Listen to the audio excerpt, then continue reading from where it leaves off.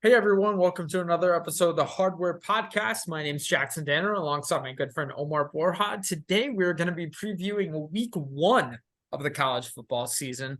If you're listening to this, you probably have listened to our week zero preview as well. We're recording this pre-week zero, so I can't speak to any of the results of the week zero games, but I trust that it was a thrilling day of college football action. But Omar, how are you doing, man, since we last did this introduction about an hour ago?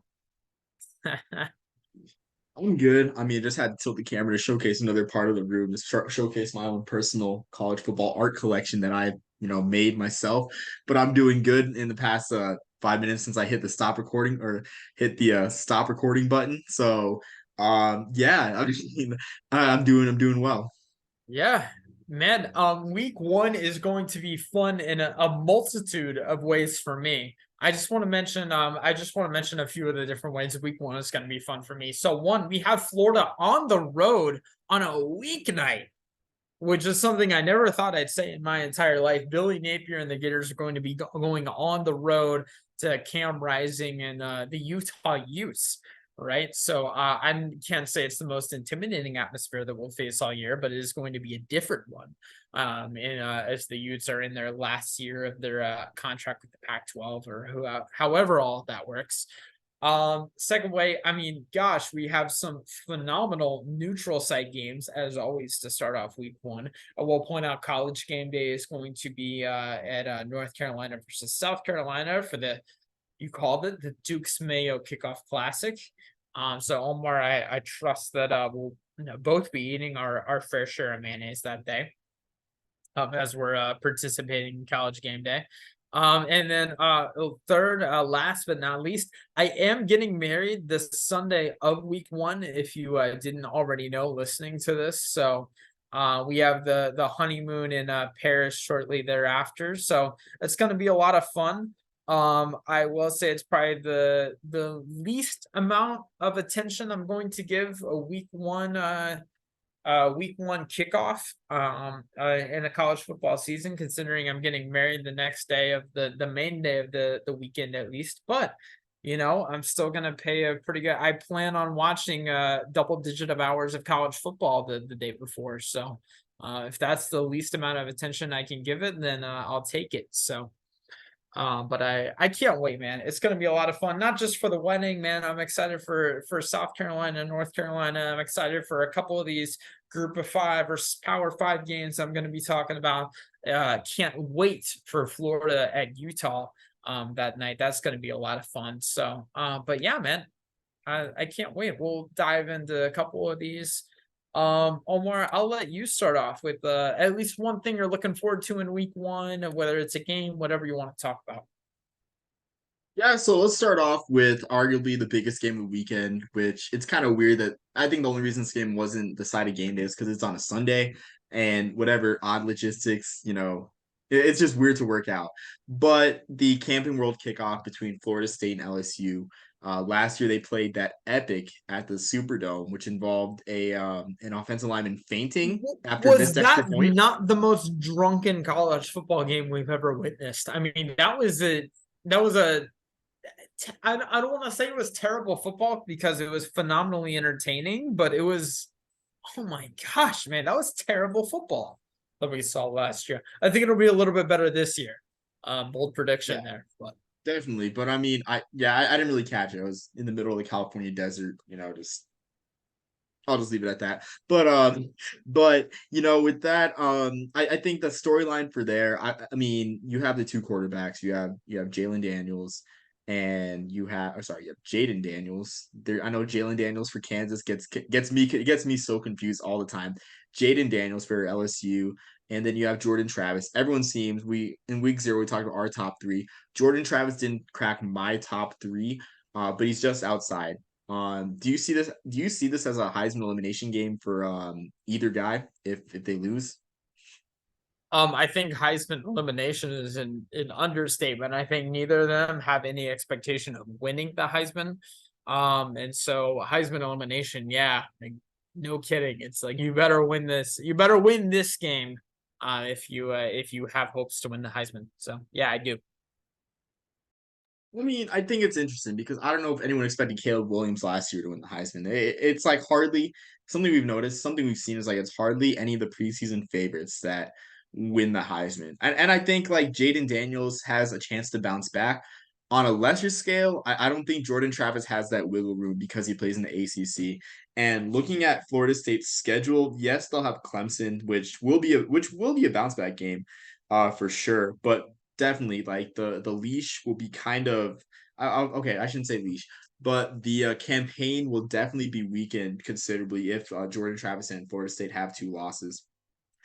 Because sadly, what the Heisman's become is the best player and the best team, which we can talk about that all day long on another time. But that's just my opinion. I mean, Jaden Daniels has much more opportunities to shine, and the perception for sure. I'm not a big SEC fan, but a lot of writers believe in the prominence and prowess of the SEC.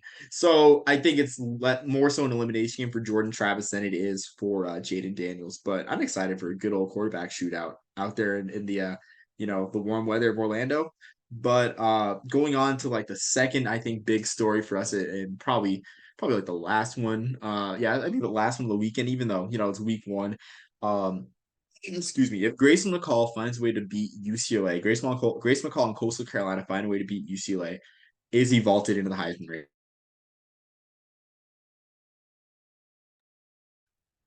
Um, I don't know. It's August, right? So we can only do so much talking on the Heisman, but I don't know. You tell me, man. You have a stronger opinion on this than me, I presume. So So I say, honestly, I say yes, he's vaulting the Heisman race because Grayson McCall has earned the respect of riders across the country. I mean, he's had just an amazing career. This is his fourth year, and somehow he still has another year of eligibility, thanks to the COVID year.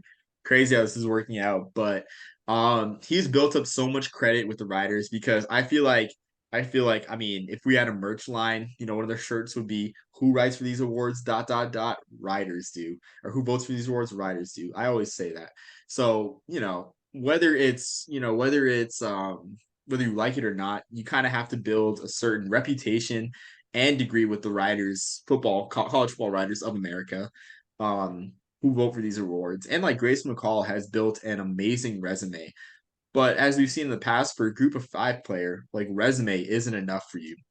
And I think back to 2015 with Keenan Reynolds of Navy, who ended up breaking the college football touchdown record. He had an amazing year. I think he had over 20 rushing touchdowns, and Navy was in the New Year's Six race until Thanksgiving weekend when they lost to Houston, who eventually won the Peach Bowl. But he ended up being fifth in the Heisman. So maybe you can attribute that to him playing an option offense. Maybe you can attribute it to, Navy faltering against Houston, with a New Year's Six bid on the line.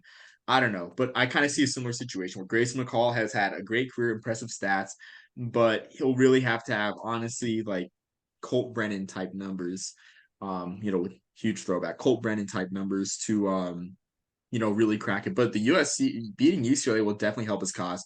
And you look at UCLA, they lose so much talent from this past year. There's no Jake Bobo.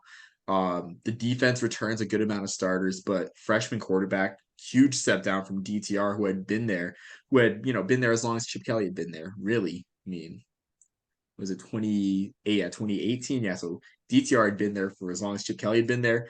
Zach Charbonnet is gone. They replaced him with Carson Steele, which is like honestly, it does not like good luck in the transfer portal does not get better than what UCLA did. Because to go from Zach Charbonnet to Carson Steele, that's like you don't lose a step. But anyway, I do think no it'll one be a sees as competitive smooth game. of a transition from that in the transfer portal. Yeah, You either see exactly. like an upgrade or like you're going to the transfer portal as a like out of desperation, like going from like Anthony Richardson to Graham Mertz. Like Yeah. Dang. so Okay. Okay. Wow. You want to talk about it, Jackson? I mean, you sound hurt. I still believe in Graham Mertz. it's a sore subject. But okay. Yeah, so I mean, yeah, like, but I do think there will be fireworks in this game because last year too. I mean, I think honestly, like now that I think about it, I do think Coastal Carolina will come out with this win. Because you remember South Alabama last year, against UCLA in the Rose Bowl, the fake field goal heard around the world. Now that I think about it, their Coastal Carolina returns their bread and butter. They return their top three receivers. They return their run game. that everyone, loves. So honestly, like I feel like Grayson McCall could be vaulted into the Heisman race against UCLA.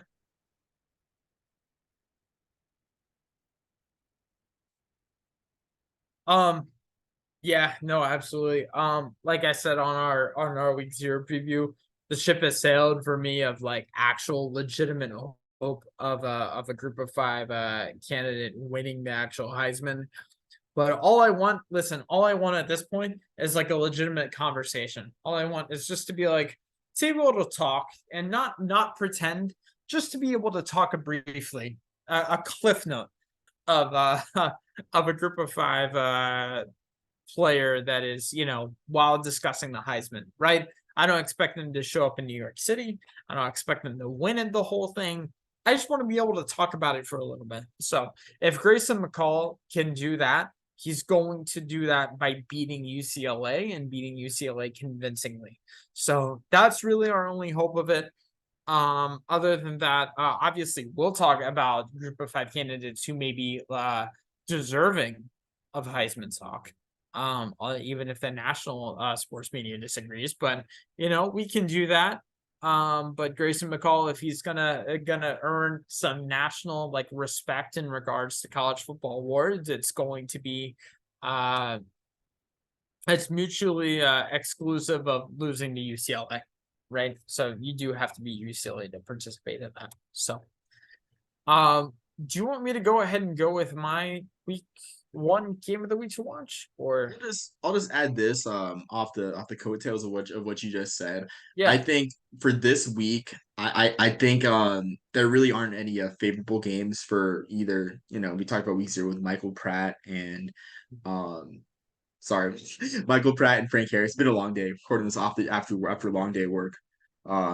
Believe it or not. But I mean, it's not really favorable games. Like I mean, Frank Harris and UTSA have Houston, but seeing Houston in the Power Five and UCF and BYU, that's going to take some adjusting, honestly. So I definitely feel like a lot of writers still have that mindset where it's like they're playing a team from the American.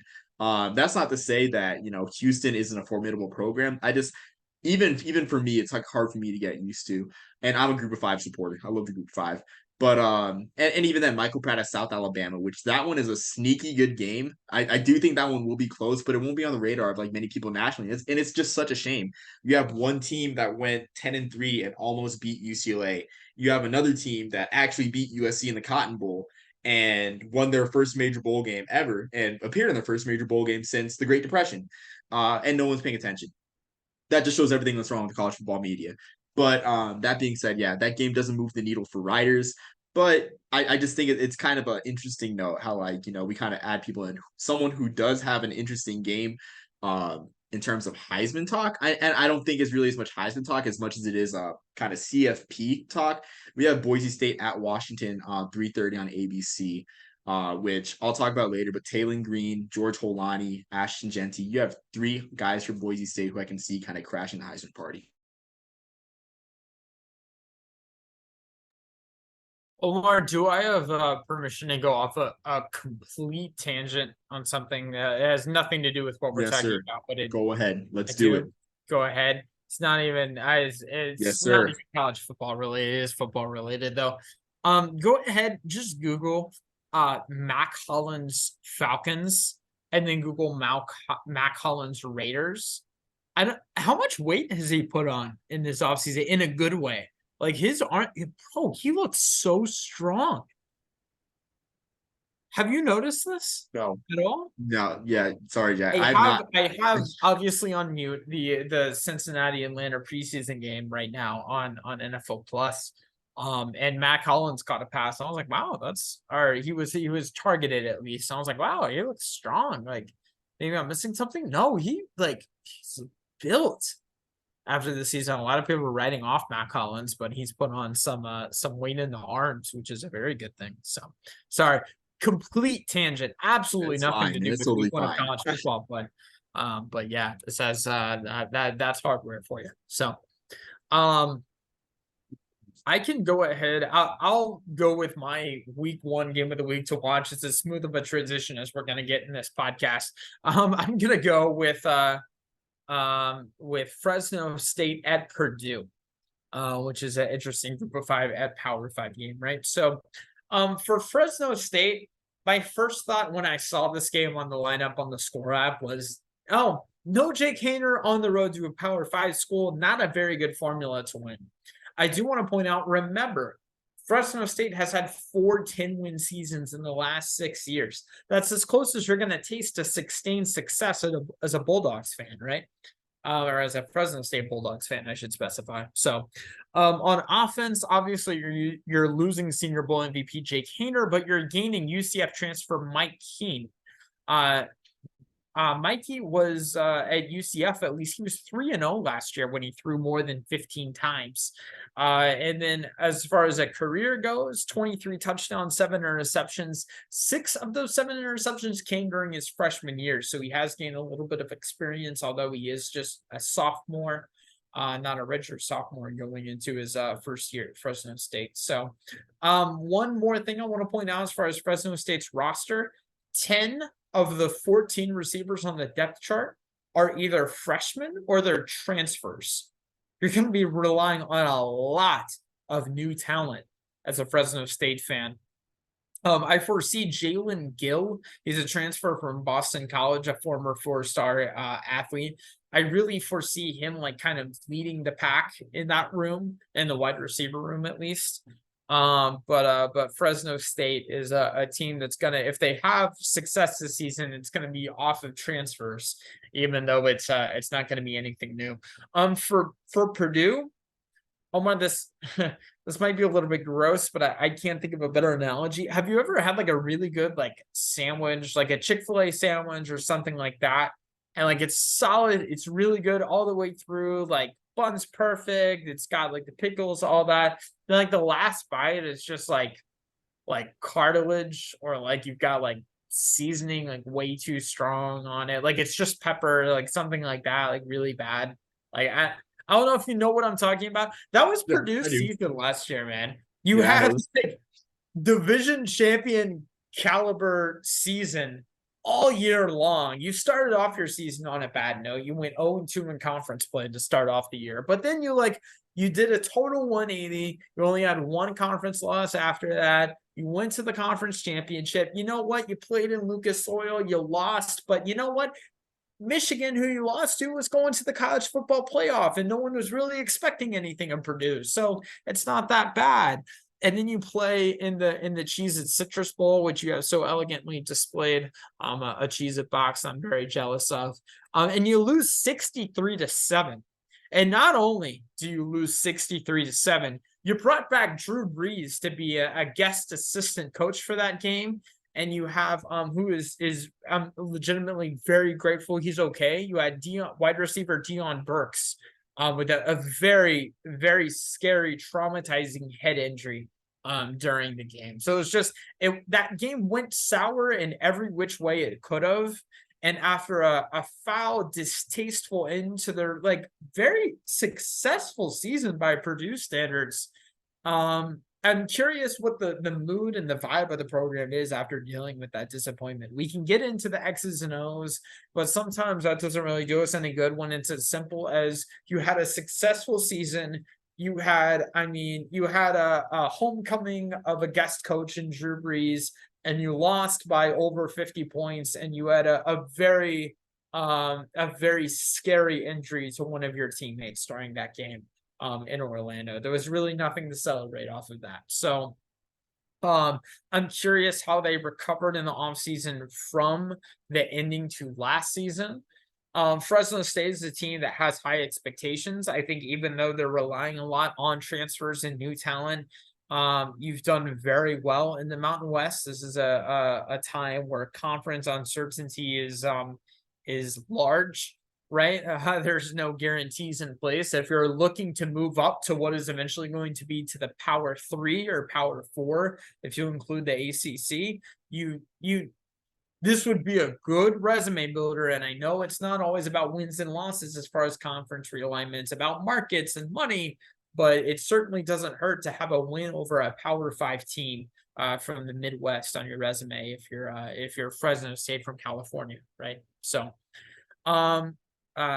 that's really all I've got on that game. I know it's more storyline based than X's and O's, but I'm interested to see how Purdue reacts off of their very very terrible ending to last season in many ways, and then how Fresno State can recover more than react to the loss of Jake Hayner and a lot of talent. Yeah, I mean that game is interesting too because Purdue also is in transition with their quarterback room. Of course, Aiden O'Connell, who honestly I thought was honestly a steal for the Raiders. Great college career. I mean, and was impressive in week one of the preseason. So it'll be interesting to see like how both teams, like what direction both teams take in terms of the quarterback position. So So Jimmy Garoppolo now that he's not a 49er is just useless. And you're no, I still love Jimmy if you Garoppolo. were a Raiders fan, you're grateful Aiden O'Connell is there to rescue you from terrible Jimmy Garoppolo. Is that what I'm No, he's taking not terrible, but from I the will say this. 49ers fan? I will defend Jimmy Garoppolo to my dying breath, but that doesn't change the fact that he was injury prone as a Niner. When he played on the field, great leader. Wow. Probably the third greatest. Well, actually, no, probably the fifth greatest Niners quarterback of all time. Probably the fifth greatest. Let's see. I'm ranking him above Jeff Garcia because you got Montana Young, John Brody, Y.A. Tittle. I put Jimmy Garoppolo there over Jeff Garcia. Yeah, I put Jimmy Garoppolo over Jeff You, Garcia. wait, so Steve Spurrier is not on that list? Okay, moving on. He was picked in the expansion draft for a reason, Jackson. Um, with that, going back to that, I'm gonna pick a game. I'm gonna stay in the Mountain West and talk about Boise State, Washington. And this game honestly might have playoff implications because you look at Boise State. All Hoblick lost after I know I mentioned this game a lot, but it really is probably one of the more mind-blowing upsets of the 2022 season when UTEP beat Boise State at home in the Sun Bowl on Friday night, and UTEP and Boise State's offense just looked dead, to be honest with you. It looked dead. They didn't score a touchdown until the late stages of the game.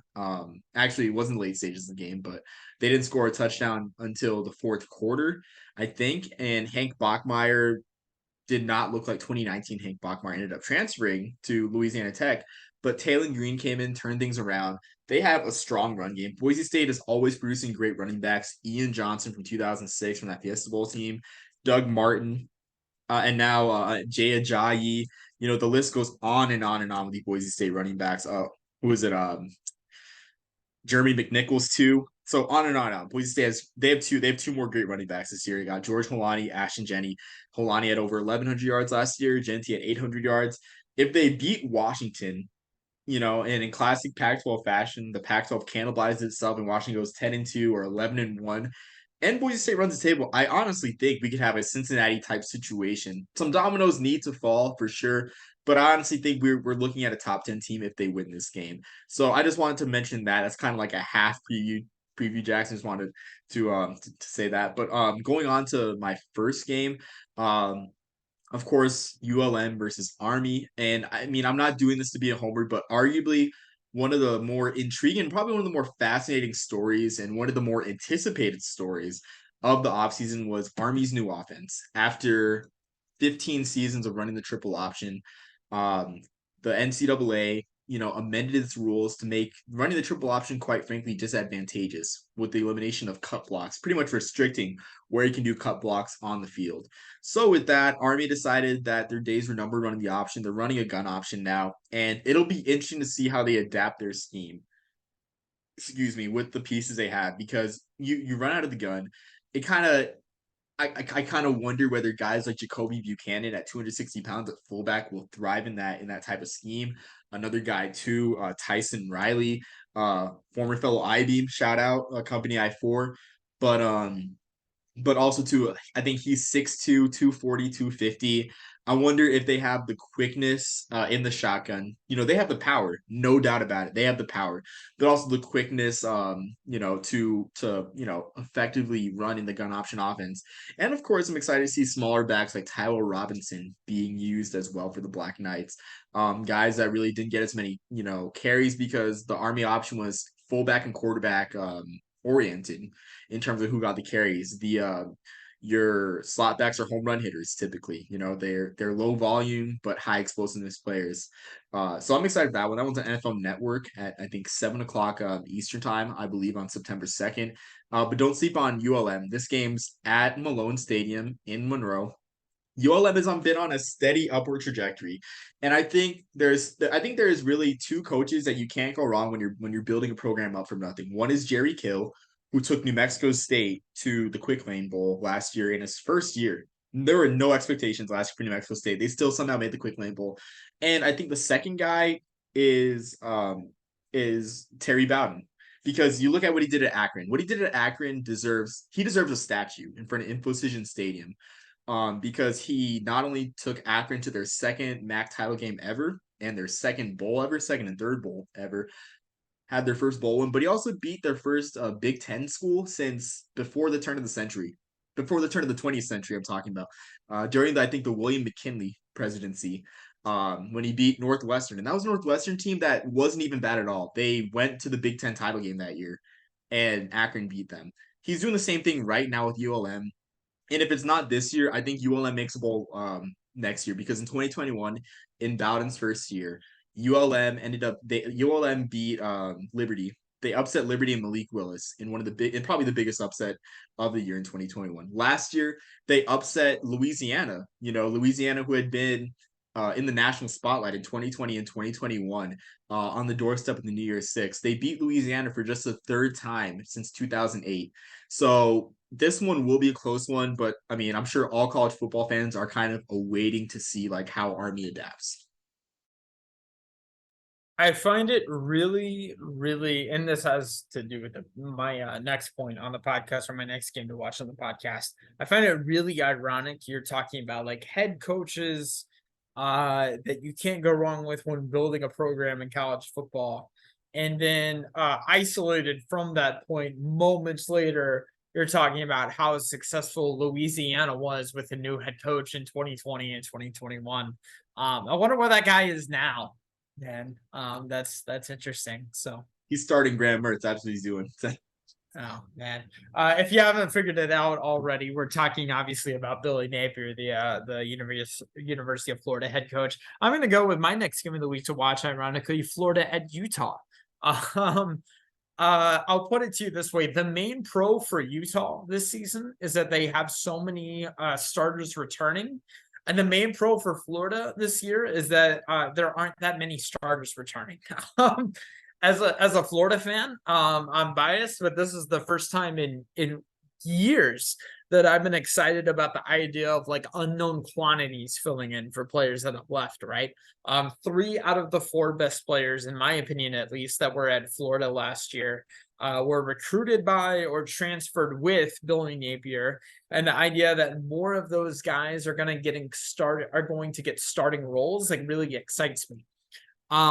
Florida has also like maybe one of the best running back rooms in the nation. I don't want to be bodacious, but think about it. Montrell Johnson, the Louisiana transfer, very much the power back, very much a strong guy, ground and pound. And then Trevor Etienne, the little brother of the Jaguars running back, he has all the tools in the toolbox that Montrell is lacking, right? And then on top of that, you have Treyon Webb, the third string, who, I'll put it to you this way, he had an offer from Miami in 7th grade, if that tells you about his talent, right? So you have a very strong running back room. As far as the defense goes for Florida, Corey Raymond has expanded his responsibilities to be over the entire defensive back room, which I couldn't be more excited about. If you don't know the name Corey Raymond, look up the history of it. In short, he's the father of DBU, because LSU is DBU, but Corey Raymond was the man behind that, right? Florida is a new defensive coordinator in Austin Armstrong. He led top 7 defenses nationally in interceptions, tackles for losses, and 4th down defense. The past couple of years, that's not an easy thing to do at Southern Miss. So the fact he did that with the talent he was working with is very impressive. And now he's coming over to Florida. Graham Mertz is announced as the starter. I'm not a Graham Mertz hater by any means. I'm just acknowledging that he's not Anthony Richardson. He's not gonna win games with his arm. But if you can dictate the terms of the game where the clock is in your favor and you're asking Graham Mertz to do most of his production out of play action, and you're not playing for more than 2 possessions behind, he's a quarterback that can get you what you need, right?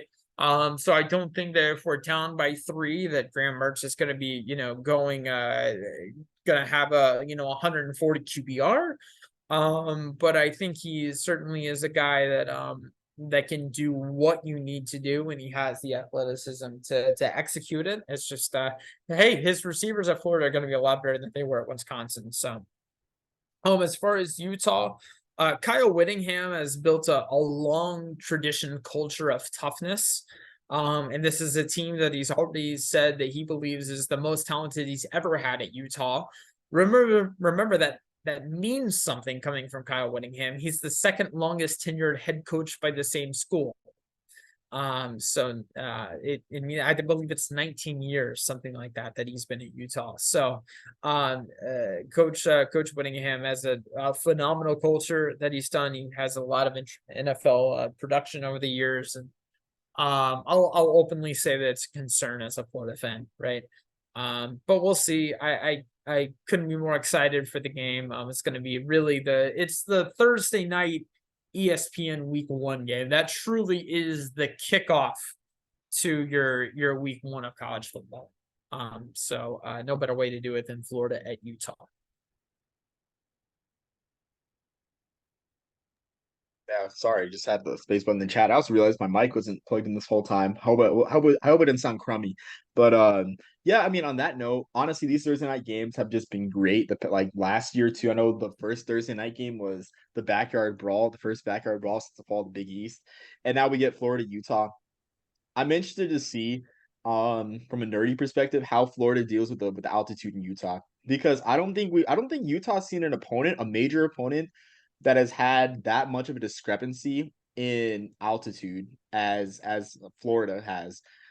So that will definitely be interesting to see. I can't remember there being a non-conference opponent that Utah has faced, because it's always an FCS, probably a regional group of 5, and BYU for non-conference, right? For like, the past few years. So I just can't remember a time where they've had a team like where the altitude was like legitimately a factor. 'Cause I don't even think they play teams from Texas, like FBS teams from Texas. Now that I remember, so that one will be interesting. Another story too. They're not sure if Cam Rising's gonna be ready come game 1. I know he had that scary ACL tear in the Rose Bowl, so I mean, here's all hope to him being back in week 1. Truly one of the more underrated quarterbacks in the group of 5. So I'm gonna combine a couple games into one pick. Big weekend for HBCU football. You have on NFL Network, I think at 3 o'clock Eastern time. You have the Brick City Classic between Grambling and Hampton, and a little history story for everyone. Grambling has about as rich a history in New York City as Notre Dame does. So back in 1968, Grambling and Morgan State played in the first black college football game at Yankee Stadium, or one of the first, probably was the first or one of the first, at Yankee Stadium in a game against Morgan State where a ton of NFL legends played. We're talking Raymond Chester, James Shaq Harris, the first black quarterback to not only go to a Pro Bowl, but win a playoff game or start a playoff game. Tons of talent on both sides of that game. That game ended in a 9-7 classic game. I think Morgan State won that one. And then a couple years later, to kick off the 1971 season, who's kicking off the game on ABC on national television? Grambling and Morgan State at Yankee Stadium. So they're not playing Morgan State this time, but Grambling's playing Hampton in the New York City Metro, Harrison, New Jersey, where the New York Red Bulls play at Red Bull Arena. That game's on NFL Network. That game's just a great game if you're a football historian and if you just appreciate college football, despite all the impurities that the game is going through right now. They have both teams have 100 plus tackler each. You have Quasheen Townsville for Hampton, returning for the Pirates. You have Lewis Matthews for Grambling State. So should be a good defensive game for sure. Neither team has really a strong offense, but it is Hugh Jackson's second year, so expect a nice kind of slow pace from a slow pro style pace from Hugh Jackson and Grambling. Going on to the same day, around the same time, you have Notre Dame at Tennessee State, and this is arguably the biggest game in the history of the Ohio Valley Conference. And I say that just with the amount of exposure the conference is getting through Tennessee State. This is just such a great game for Eddie George, Coach Eddie George in Tennessee State. Tennessee State had a strong defense last year in the Ohio Valley Conference, allowing 24 points per game, just about. They returned Terrell Allen, who had 12 tackles for loss, and Kayvon Pope at linebacker. So their front seven strong. They're gonna need it to defend against Audric Estime, Notre Dame's big, powerful back. But Allen had 12 TFLs. Pope had 62 tackles last year. And looking at the OBC preview, the Big South OBC preview, my friend Mike Terrell wrote he was all OBC second team defense and OBC newcomer team despite appearing in 9 games. So there's a lot of excitement about Kayvon Pope, of course, Ohio State transfer. And then finally converting the last HBCU game I want to talk about. Of course, on Sunday, we have the Orange Blossom Classic, Jackson State versus Florida A&M. But I'm not talking about that HBCU game. I'm talking about the Black College Football Hall of Fame Classic in Canton, Ohio, between Virginia Union and Morehouse. And I want to introduce you to the best running back you probably have never heard of. We're talking about Jada Byers for Virginia Union. This man last year averaged 1,920 yards, or not average, that would be insane. He had 1,920 yards on the ground, almost a 2,000-yard rusher for Virginia Union. He had, I think, 19 touchdowns, or he had 19 touchdowns as well, but just 1,900 yards, and he had some insane performances. Let me see if I can pull up his game log. Let's see. Yeah, Jada Byers last year. I remember he kind of caught our attention last year. We talked about on the podcast after he had 319 yards against Valdosta State and 3 touchdowns. And he had 19 rushing touchdowns. Returned a couple kicks too. But yeah, if you don't know Jada Byers, I mean, America is about to just, get a whole dose of Jada Byers because Morehouse really was not great last year. They went 1-9. They have a defense that allows 172 yards per game on the ground. So honestly, I think if Jada Byers doesn't run for 300 yards in this game, I think it'll be a shock, But that's my little HBCU blurb. A lot of great HBCU football this weekend. Yeah, man. You bring a lot of good points. You're always better than me, in my opinion. Just acknowledging the historical significance of a lot of these games. So no, that's a very good point that I failed to realize when missing the schedule. So nice You can use my nice work by newspapers the account, hardware Jackson. research team, aka Omar. So Yeah, you can use my newspapers account and just get up to speed, just like type, it's typing Grambling and stuff and you'll get up to speed, Jackson. It might take a couple hours while you're at your desk just to pretend you're working and just, go on newspapers. wow. Wow, that was A cold. dig. Wasn't a dig. I'm just saying pretend you're working and just go on newspapers.com and just learn about college football. That's what I do. Hey, you know what? I don't doubt it. So I'm gonna go ahead and go with the my last game of the week to watch. I'm gonna go with Miami at Miami. If you're confused, Miami of Ohio at Miami of Florida. Something I think we're gonna mention a lot this year on Bulls and Booze. The last time that a Miami of Ohio made 3 straight bowl games was 1973 to 1975. They have a chance to do that again this year, as they've made bowl games in 2021 and 2022. But that's obviously not a guarantee, but what a way to start off with a win versus Miami of Florida, right? Now, one issue with that, Miami of Ohio is 0-17 most recently against their Power 5 opponents. The issue for that for Miami of Florida is that they're 4-3 in their last 7 versus group of 5 opponents. So I'm not predicting an upset. I'm just saying it deserves some attention. I know Miami of Ohio doesn't have any success, but Miami of Florida has a lot less success than you would hope of a hope for a program that I don't know. It does a lot of talking. Is saying that you should join their program because of Lionel Messi. So, that's all I'm saying. Again, not predicting an upset. I'm just saying it's something that you should tune into at least until we know for sure that the Hurricanes pull away. And even if you are for sure, remember that Duke game where they blew like a huge lead. It's possible. So that's all I'm saying. Yeah, so I mean, I knew the Miami digs were coming, Jackson. When I saw that on your list. So I mean, I just let you go, because that's your thing, man. Just digs at Miami, not even Florida State. Florida Miami hardly play, but it seems like they play every year with how much you criticize the Hurricanes. I think it's hilarious, like because I knew it was coming with the battle of the Miamis. But I guess on to a different note. Excuse me, with my next one. I have Wyoming versus Texas A&M on CBS on week 1. I believe that game's either at 3:30 or at 7:30 Eastern. I got to check up really quick. But that game is on CBS. That game is just really like that's just such a huge stage for Wyoming, a stage that I don't think they've seen in honestly a long time. And if you know Wyoming at all, I mean, my family and I we traveled to the Arizona Bowl, saw a great national anthem rendition from Big Cat, a very loud national anthem rendition with loud jets and fireworks, but that's neither here nor there. But Wyoming is a team that they're like North Dakota State of FBS. Like they use a fullback. They have a downhill running scheme. Craig Bowl coached at North Dakota State, so it should not be a surprise. This team returns 10 returning starters on a defense that allowed 24 points per game.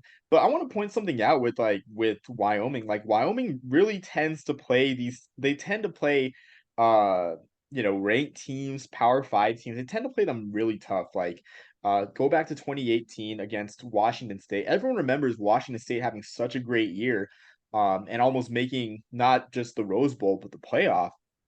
But that year, that game was a 20-19 game heading into the fourth quarter. Like Washington State only led Wyoming by 1 point heading into the fourth quarter, and at one point in the third quarter, they were down 19-13. So something about that altitude and something about the of physical play of Wyoming kind of wears teams down. So and I think they would have the perfect game plan to beat Texas Tech, where you want to keep a team like Texas Tech that throws the ball around the field. You want to keep them off the field. Wyoming's the type of team to do that, to turn off 7, 8, 9 minutes off the clock, and keep the Red Raiders off the field.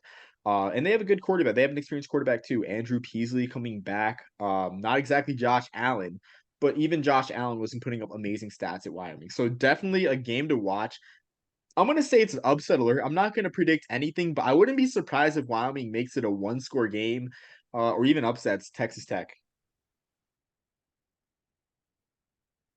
That's just cold, man. I mean, come on, really? Jack, Like, I'm sorry, I forgot you went to Texas Tech. Literally like as I was finished talking, I'm like, oh crap, he went to Texas Tech. But I don't say that out of jest. Like I legitimately like Wyoming is a team that's built to upset teams. They're kind of like the 49ers. You know how the it 40, okay. like and how physical Wyoming they is a are. team that has been absolutely like decimated by the transfer portal. All of their good players have exited, in my opinion. That's They just have what 10 I'm returning hearing. starters on defense, Jackson. I mean, yeah, that's true on offense, but in a scheme like that, like you can replace talent on Man. offense, you know? No, I don't know. 10 I returning think you starters on see, defense, no, Jackson. I am, I see a lot of internal stuff from Texas Tech, right? So I am drinking the Kool-Aid, so to speak, but there's a lot of building, there's a lot of excitement around this Texas Tech program. This And is a yes, team, that's this true. is a team, this is a team that fired their head coach, and a lot of people made jokes like, what else is Texas Tech expecting? There's, I don't want to say championship expectations, but there's New Year's Six expectations in this program now. And I know it's not based off of history, but it's based off of the leadership that we have in place with Joey McGuire, and we have the NIL, we have the Matador Club, and everything that's going into it. That they're really building a lot of momentum, a lot of renovations to the stadium, all of the excitement you hope to see from any collegiate football program. And it's a lot of excitement building out in West Texas, man. So I'm just saying, look out for Tech. So am I I mean, biased? Absolutely. yes, you But are. You you get more defensive, so you get more defensive than me whenever you make digs at Army, But I gotta say that I don't think I've ever went on a rant like like that when he made a dig at Army. But I'll drink the Kool Aid. All I'm saying is this, Jackson. All I'm saying is this: is you have a team. So Jackson, how many teams beat the not? How many teams won their next game last year after the 49ers played them? that's a good question. I don't None. None of them did because their brand of play was so physical. I'm not just saying that as a Niners fan. There is still something to be said in this day and age with physical play. And especially you compound the altitude out there at Laramie, 7,000 feet. I mean, I'm just saying, I don't like, I'm not meaning to embarrass Texas Tech, but I legitimately think it can be a close game. Like they beat Missouri, Kelly Bryant's first start in 2019. Like this is a team that, is built for upsets. Um, I'm just saying that also too. Someone needs to. I mean, it's all great that Texas Tech's doing this great stuff, with the championship attitude. More teams should should strive to do more than just compete and be in the Power Five. Um, but someone's got to hand them a roadmap because they're coining the Texas Tech Arizona game as a battle of I-10, and I-10 doesn't run through Lubbock. Like it's just a proven fact. It's like now that I'm out here in West Texas myself, like someone needs to hand them a roadmap because I-10 doesn't run from Lubbock to Tucson, but that's neither here nor there. You know what? That's okay. All right. You know what? Fair enough. So, Exactly. I we'll mean, I'm in El Paso, Jackson. So my point has merit. yeah, yeah. Fair enough. But yeah, I guess I had one more game too, just one more CBS game. I mean, well, honestly, the doubleheader is just spicy, really. You got Oregon State, San Jose State. Or I guess we'll start with the first game, Northwestern versus Rutgers. These are teams that don't really get, national TV spotlight. Rutgers has been on a steady trajectory going to bowls and they went to the Gator Bowl as a replacement, which was probably the most prestigious bowl that they've ever played in. The next closest prestigious bowl they would have played in is I think the Birmingham Bowl, but or the Pinstripe Bowl, either one you choose. But that one should be a competitive game. Rutgers runs well. They probably one of the more unique players in the country. Johnny Langan used to play quarterback. He's a tight end. They use him in Wildcat. Had 139 rushing yards. Had I think over 200 receiving yards last year. Northwestern. We'll see how much losing. How much that scandals affected the program. I think that's also another storyline. Sadly, that people are looking forward to. And then, of course, the game of the day, better than Florida State, LSU, San Jose State, Oregon State. I mean, what is there to say? We talked about Chevin Cordero last week. Oregon State is looking at their best season since the mid 1960s, since the LBJ administration. This one is a prime, it's a made for TV game. I'm excited for it. You've said you're going to have it on the TV during your wedding. I hope you make true on that. Um, but Oregon State for sure, like the job that their coach, whose name is escaping me right now. I'm sorry, like my brain is fried after a full day of work. Um, but the job that Oregon State has turned around in the past couple years. Let me find his name. It's gonna bother me if I don't remember his name. Jeez. The job that Jonathan Smith. Yeah, the job that Jonathan Smith has done at Oregon State has just been so great. This is a team that plays honestly, they're a contrasting style in the Pac-12. They run the ball hard when teams like Oregon, Washington, USC like to air it out. And that's all there's to say about that. Should be a good game. Should be close. I really hope San Jose State has struggled with attendance in the past, but I really hope that they show out and make that place rocking. Yeah, you can only hope, right? So, um, yeah, man, we've got a lot of games ahead of us. Just talking about a lot of these, I feel, man, I'm excited. I'm excited. Yeah, so I mean that's all I got, Jackson. Do you have Yeah, anything that's all else? I have. I don't have anything else to share just beyond there's two different sides to me as a football fan or as a college football fan especially. There's like the X's and O's, like I love doing a deep dive into the film. I love doing the all of that and really analyzing and looking at a lot of these guys and like, oh, what's their NFL future? How does this head coach affect this? How's the recruiting affect for their future outlook? And then there's the side of me that's like, man, I just can't wait. Like, I just can't wait for like some good food and like a good drink and just have like five screens in front of me and watch college football a day. And like right now, I'm like leaning towards the latter. Like the closer we get, the more I can't wait for that. In June, you got to have the other stuff going for you where like, hey, you can watch some all 22 and all that. But this part of the year, and I just want to get there already. So yeah, Yeah, that's all. I'm with you. But I Yeah, have I'm nothing with else to you. Yeah, me neither. But until next time, everyone, we'll see you honestly after week 2 or week 3. We'll see just with all the wedding stuff. But until next time, everyone, peace, love, and soul.